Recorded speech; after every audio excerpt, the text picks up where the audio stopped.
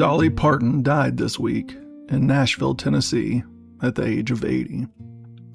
If you live outside of Tennessee, you're likely going to be puzzled in the coming days and weeks by the way her passing is about to dominate your social media feeds.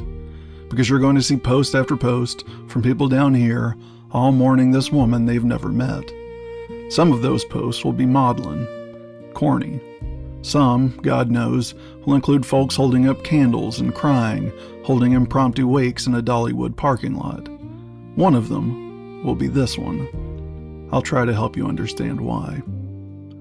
I never met Dolly. I was never that lucky. I got to see her perform one time in a tribute to Tennessee at a Vols halftime show. There were rumors for years that she and her husband Carl would come down to the Chattanooga area once a year to celebrate their wedding anniversary, which was in nearby Ringgold, Georgia in 1966. But I never met her. My relationship with Dolly was exactly like her relationships with most of the 7 million or so people who live in this state. I heard her on the radio, I saw her on TV, and when my daughter was younger, she used to get books from her in the mail. So let's start with those books. Dolly's Imagination Library program has mailed out something like 250 million, closer now to 300 million books to children. Those books were all free, once a month, all the way from the moment those children were born up until they turned 5 years old. She started the program up in Sevier County because her own father, who was a poor sharecropper, never learned to read. Dolly knew from experience exactly what that had cost him. The Imagination Library program spread across the country and eventually into other countries, but it started here in Tennessee as a Tennessee thing back in 1995. And it never felt like a charity program. It felt like your friend Dolly, or maybe your Aunt Dolly, who was kind of like your next-door neighbor, had stopped by to drop off a little present. She was a rich neighbor for sure, and a very big wig, but she was your neighbor, and she cared about you. That's the thing about Dolly that's hard to explain to people who didn't grow up here, who didn't grow up with her. She was aspirational and familiar all at once, and you never had to choose between the two. She was a multimillionaire who had somehow built an empire and an economy in the shady hollers of the Smokies. She was a songwriter whose catalog genuinely ranks among the most impressive American bodies of work. She was an actress that used her fake boobs, her fake hair, and everything else to come across as more genuine than almost anyone else on the screen. And she was a businesswoman with a better nose for the deal than almost any man who ever tried to manage her. And with all that said, there was never a whiff, never a hint of pretense. Greatness and humility are supposed to exist in tension, but in Dolly they weren't. She was great and she was humble, and she was both without one ever encroaching on the other. And the effect that had on people who grew up watching her was almost like permission to be great. We learned from watching Dolly that you could be great without having to be somebody else. Dolly was a hillbilly. She said so herself. She said it often, and she said it cheerfully, and she said it in exactly the tone that dared anyone to mock her for it. The part that y'all who aren't from around here might not have noticed is that every time anyone laughed at Dolly, at the big wig or the fake boobs or the accent or the poverty she came from, she was already 3 moves ahead. She could deprecate like it was an art, so the joke was never, ever on her.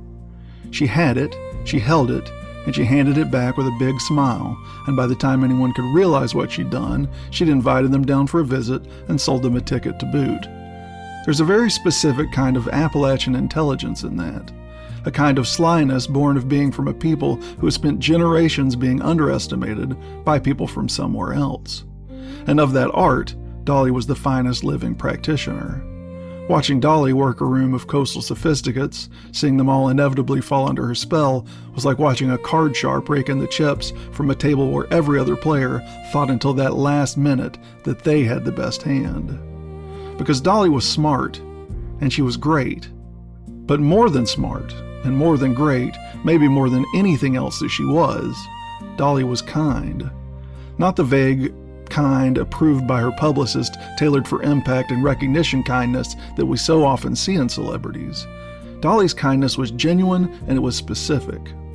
When the fires raged through the mountains up in Gatlinburg and Pigeon Forge back in the fall of 2016, taking 14 lives, along with a couple thousand homes, Dolly didn't post a statement offering her thoughts and prayers and then move on. She set up a fund and paid families who'd lost their homes thousands of dollars a month out of her own pocket and the pocket she knew how to open.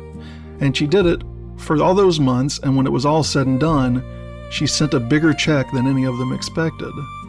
Having grown up in a little cabin on the Little Pigeon River, she looked out at the devastation, at what that meant to her people, and she said, "I got you."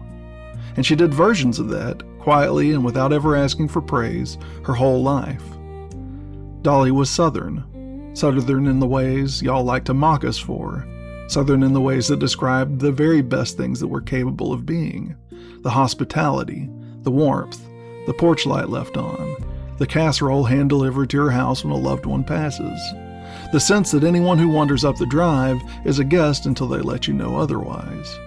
When you're from a place that much of the country sees as a punchline, getting to watch someone from that place welcome in the whole world engenders a particular kind of gratitude, and a particular kind of pride when the whole world, without ever really having any say in it at all, welcomes her back.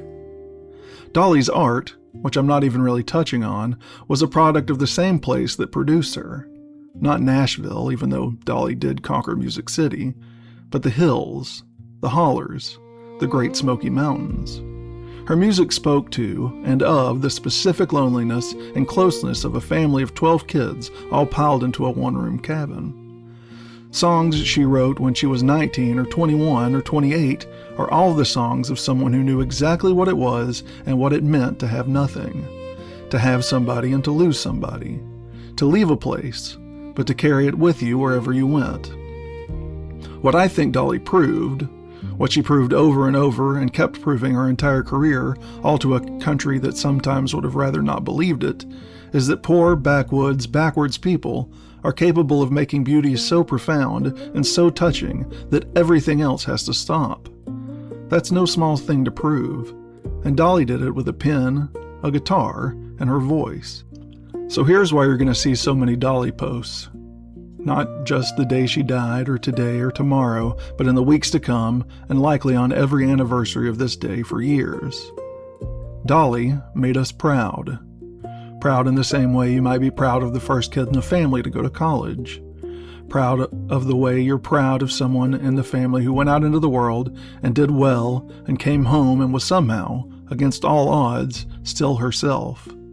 Proud of what she did, sure, but mostly proud of who she was, of who she remained through 6 decades or so in a business and a world that so often turns people into something else. Proud of how she represented herself, how she represented here, how she represented us to people who have never been here and mostly never would be. Dolly was good. There's not a better or more sophisticated word for it. Dolly was good, and Dolly will always be good. And a great many of us, who were never lucky enough to shake her hand or stand in the same room with her, are going to spend the next little while grieving as though we had, because in almost every way that could possibly matter, we did. We didn't deserve Dolly. We knew it, and we know it. We didn't deserve Dolly, but we were so proud to claim her, and to be claimed by her.